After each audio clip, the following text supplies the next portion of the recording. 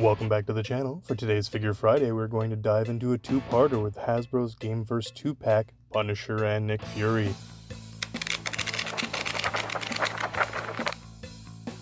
Up first is Frank Castle the Punisher. Is this pain is pleasure, or just bad punishment? Let's find out. Before we get started here, do me a massive favor and Hulk smash that subscribe button to catch our weekly Figure Fridays. And if you like toy photography and stop motion, then you're in the right place. Alright, let's get back to this Figure Friday. This is officially part 1 of our review in this 2-part series where we are looking at Frank Castle himself, so make sure you tune in next week for Figure Friday, so we'll be looking at Nick Fury. Cracking him open, my first impressions out of the box are very solid. I already love that classic blue suit and that classic comic look that puts us away from Marvel MCU's Daredevil series that we've been getting a lot of, and I know Punisher Last Kill just came out and John Barathol killed it in that, pun intended, but I'm glad to see that we're getting classic comic book characters. Accessory-wise, he comes with his very own arsenal. We have a baseball bat,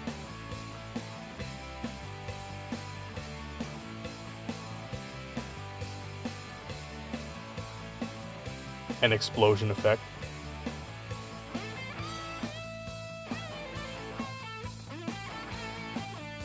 a hand grenade,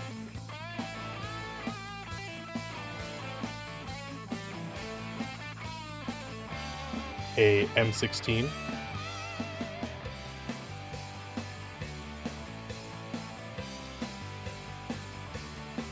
an Uzi,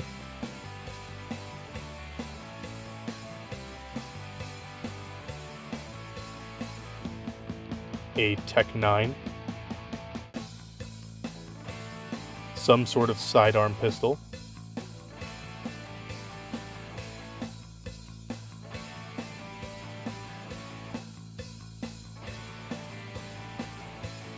a second, more aggressive head,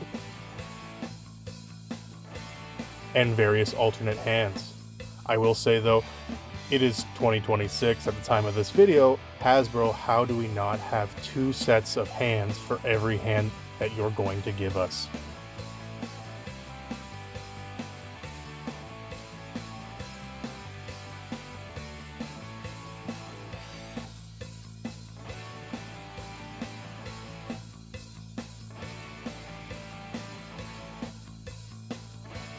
Moving into articulation, for the most part, everything handles exactly how you would want it for tactical poses.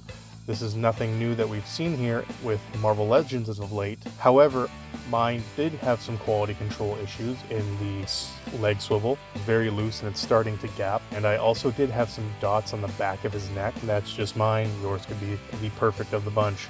You have your classic T-pose, your double jointed elbows, double jointed knees, ankle rockers, a single ab crunch here, no hip swivel. I think that's because of his suit, that the way the bottom half of the skull lines up.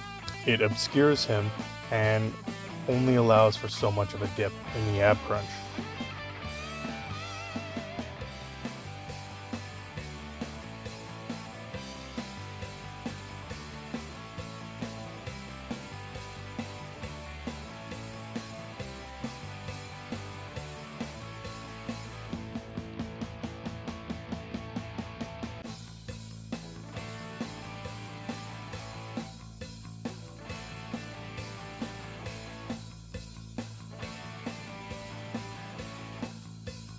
For scaling, this is how Frank stacks up next to some other figures. We have him alongside Star Wars Black Series, Marvel Legends, Mythic Legion, and NECA. He scales beautifully across the board.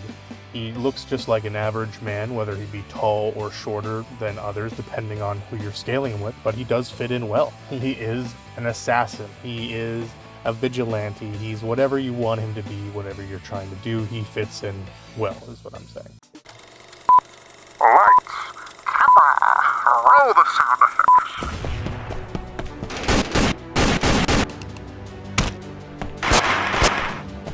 Final thoughts, this figure is a total win, and personally I absolutely love the classic blue suit.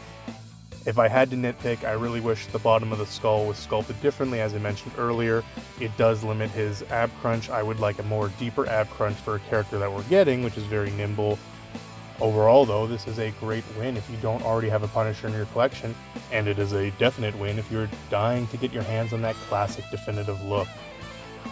Don't forget to like and comment and let me know down below, would you grab this figure or are you skipping it? Thank you for watching and I'll see you next Friday.